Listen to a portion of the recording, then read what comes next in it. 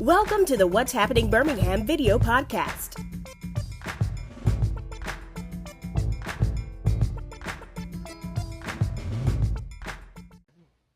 Hello everyone, this is Jarvis S. Scott with What's Happening Birmingham. Today I am back here with, I always like to call my favorite city councilor, Councilor Wardine Alexander for Birmingham City Council District 7.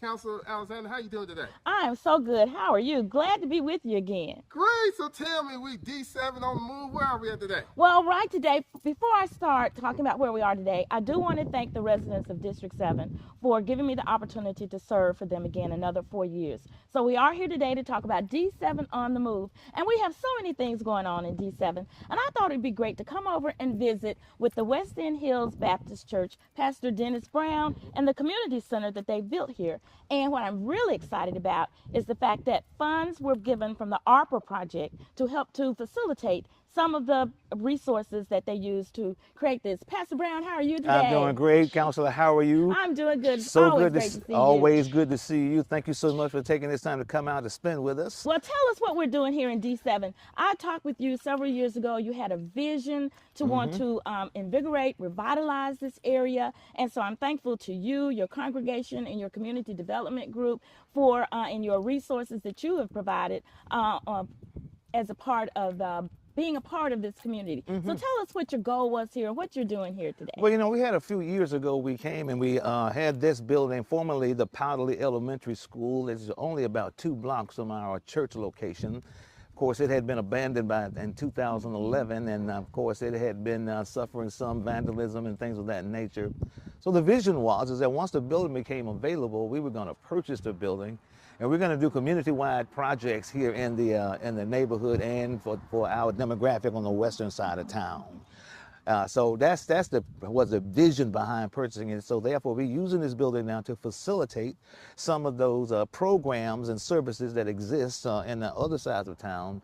That we might be able to bring some of those services to West End. Well, I'm grateful for the investment you're making, not only in Southwest Birmingham, but what you're making here in District 7. I think we met before. I was trying to think when we were first introduced, and it may have been the Coffee with the Clergy program that I used to have before COVID. That's and we right. know that COVID sort of stopped us on that, but you did not stop your goal Absolutely. in wanting to revitalize. You're doing what I just would like to see so many communities and residents that band together, either through their church, their community development organization, their nonprofits, to help the city to revitalize our district. So just tell us some of your vision for this beautiful building. As you said, you took an old schools building that had been part of surplus property for the school board. When I came on the school board, they had just recently closed this particular building. And so again, so often our abandoned buildings, they become an eyesore. They become a part of the blight. And so tell us again about your vision and what steps you all took to make this beautiful place revitalized again. Well, the steps that we took was that once the building became available, the first thing we did was to go down and try to acquire the building through the school board. We had a few years going back and forth of trying to make it happen, but finally, 2016, I believe it was, we were able to go ahead and purchase the building and got a good price from the city in order for us to be able to purchase the building. So the vision for this now that we've had this and we've renovated the first 16,000 square feet of this 40,000 square foot building, it gives us classrooms and office space and gymnasium and cafeteria and kitchen. And we're looking to do programs under our name, of course, the Nehemiah's Neighborhood Network. That's the name of it. And that's the name. I was giving it the wrong name. Thank you for that. That's right. Nehemiah's Neighborhood Network, which was birthed out of the West End Hills Community Development Center. So therefore, we are using this facility to bring those services to this side of town, like pre-K, the Alabama pre-K program. We know that the legislature had put a process in place where if a child can't pass the 3rd grade or can't read at 3rd grade level by the time he gets there, they have to repeat that grade, which just kind of adds to the dropout rate, which adds to the prison pipeline and so on. So we put a program in place to catch the kids when they're 3 and 4 years old, to try to put them in a position where they give them a leg up, if you will, and prepare them for that test by the time they reach 3rd grade. We're also doing STEM work here, working with the Alabama STEM School and several other STEM organizations to populate this building with after-school care programs, where kids, instead of being latchkey or rather than being unsupervised or not in a good environment, we're looking to bring them here to this building that bridges the gap between when the time they get out of school and the time their parents come pick them up. And we're coming up with the STEM curriculum to help them to do better in their academics and put them in a position where they can do better socially in the neighborhoods. Well, what I want to talk to you also about, Pastor Brown, is often we have many people that come and want to give aid to our community, and they have the best of intentions, but they don't often have a resource that could materialize their goal, as well as how to substantiate it or to sustain it. Okay. So I love the way that you're also incorporating other organizations, like you said, the Alabama STEM School, those programs. Talk about the perpetuity of this and what you think this would do, not only for your congregation, but just for the residents around this area. As we look at this demographic in Powderly West End area, we know that the average income is about $32,000 per household, which is really not enough money to do what you need to do. Well, we also look here, we're a food desert. There's not a grocery store within walking distance. There's no recreation center, if you will, that's within walking distance of the kids that lives in this area. So what we're looking to do long term is to build on what we already have. What we've done so far is renovate the first 16,000 square feet, but this is a 40,000 square foot building. And what the program that we're running, Nehemiah's Neighborhood Network, has 4 things that it stands on. 4 things. First of all, there's housing. You know, they're purchasing houses that are in our area. All the houses between our church and this building we've purchased. And we are in the process of renovating those and doing things with those lots that have been left over. Housing is one. Another one has to do with nutrition. That's the backpack program and summer program and those things that has to do with providing the necessary foods for this side of town.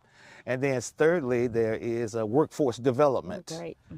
We're looking to do some works with in the other part of this building. It has to do with phlebotomy classes and CDL license and things of that nature. And then, of course, that 4th pillar that it stands on is education. And that has to do with the pre-K and STEM and GED programs and senior programs we intend to do as we move forward. And to sustain all of this, we depend on help from our community partners. And we have many of them that we have established the relationships with, you know, the Daniel Foundation and several other people. I don't know if I should be calling those names. That's okay. We love our community partners. Right. So we've established those things in order to be able to have a plan to sustain it all. So that's the plan for going forward. Well, if I ask you this one last question, because we are going to have an opportunity to go and tour the facility in a few minutes, but one last question I want to talk with you about.